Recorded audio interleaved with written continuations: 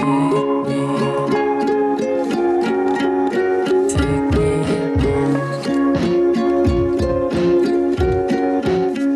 know what's funny? It's like a weight's been lifted off my shoulders and I'm motivated and ready and huge amount of drive now to sort of keep going with these YouTube videos and kind of just do whatever I want. Before I was feeling a bit pressured, put myself under pressure for, you know, getting titanium stuff and projects and that kind of thing to you. But the YouTube comments I received recently, they're like saying, oh, I just like seeing what you're doing, I like seeing the scenery, I like seeing your life, seeing where you live, and I'm like, that's cool, that's awesome. I'm just gonna like do more of just what I want to do now, and we'll see how that goes over certainly the next few days anyway. So right now, I'm doing a time lapse. So in the videos you see various clouds and sometimes the beach and things like that. What I do is on this camera, there's a really good setting where it will take a picture every like 1 second or 2 seconds or up to 10 seconds or whatever, and it will put them all together into a video, and I've got a video and I can then modify and make changes to that. So what I'll do is I'll show you the one that's just finished just now. It was 1 hour and 12 minutes, taking the sort of sky up there, and I'll actually show you on here what it looks like.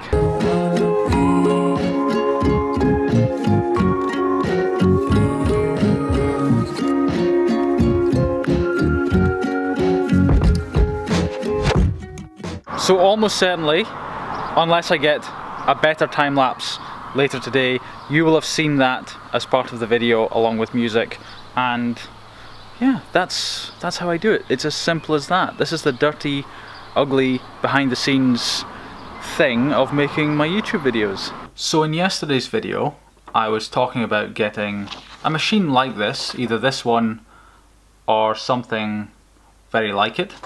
This is a conversational milling machine, so it's got the manual sort of X and Y and the Z travel. You can adjust it with wheels, but it's also got a controller as well, sort of, and you can, you know, I explained it in yesterday's video, and you can Google like conversational milling machines if you want to find out more about them. They're kind of cool. However, in the comments, there's been some great comments, really good comments. I tend not to just read comments and leave them.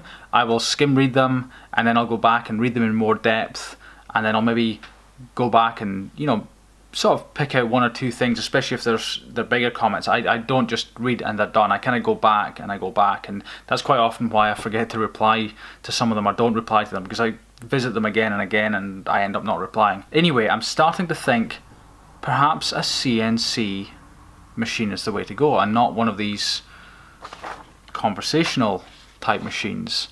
Just starting to think that this morning, just with there's a couple of comments. One guy, you know, I can't remember the name, sorry, like I said, I skimmed through the comments. One guy has a sheet metal shop, the other guy I can't remember, but two very detailed comments on how they've used their sort of respective machines, and yeah, making me think maybe I should just go the whole hog and get a CNC machine. However, there is perhaps a little bit of an issue, and that is money. This machine here, actually this machine is a lot more than you'd think.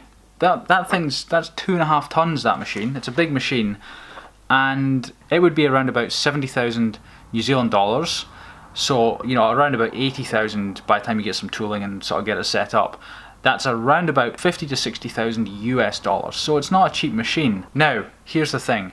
If I was going to get a CNC machine, recently and in the past, people have commented, you know, I could get a low price Tormac, and there was a few other makes, but I can't really do that. Like, my obsessive compulsive only going for the best nature, or flaws you might call it, doesn't allow me to go for that. I have to go for like the top or a top Japanese machine or nothing. It's just the way it is, and I sort of deal with it. I have to live with it. That's fine. So unless I get the top of, you know, more than I need, you know, I'm not sort of happy. So that's why that kind of rules out those type of machines, even for sort of just learning and stuff like that. It's like, I know my flaws and stuff, and so I just you know, I accept the pain right now, but in the long run it usually works out quite well. Because, and I'll just talk about it briefly here, if this machine ended up doing some real work, then I've got it. You know, it could do some production stuff if I needed it to, which I don't think I do. Anyway, I'll leave it at that for CNC milling conversational manual mill talk today. Right, quick stop along the workshop.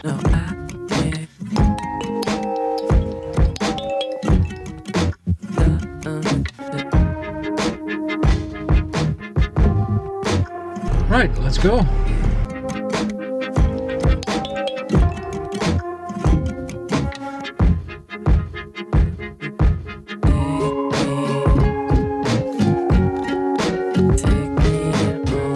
Gonna show the tumbler to someone, so we'll do a switch on.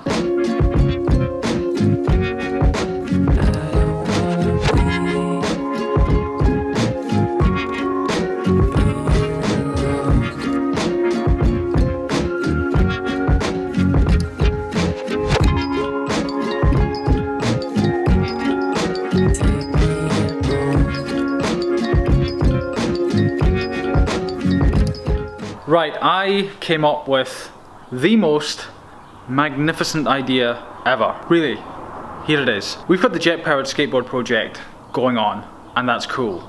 It's a cool project, especially if I actually get it finished, which I will. It's just taking a long time. However, I don't know how the thought came into my head, but take a look at this. Don't know if you remember a few weeks ago, but I bought this hairdryer to help cool down the jet engine because I couldn't get it working properly. And I thought, what about making the world's most powerful hairdryer? A jet engine hairdryer. I'm just putting it out there and saying that might very well be a project that's going to happen soon. Time to keep moving.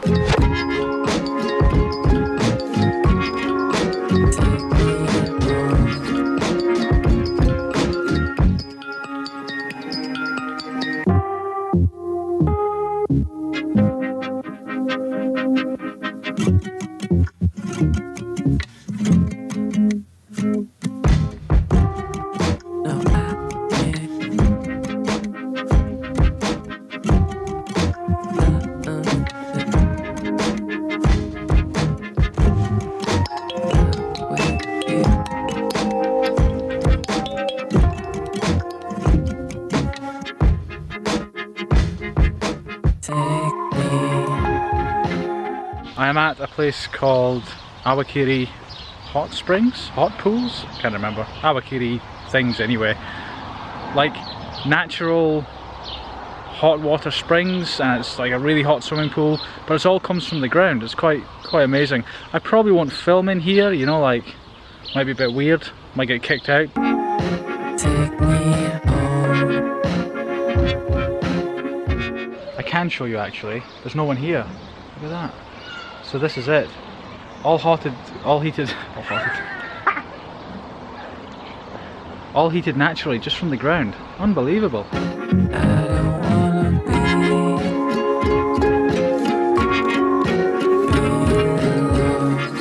I think that is me done for today.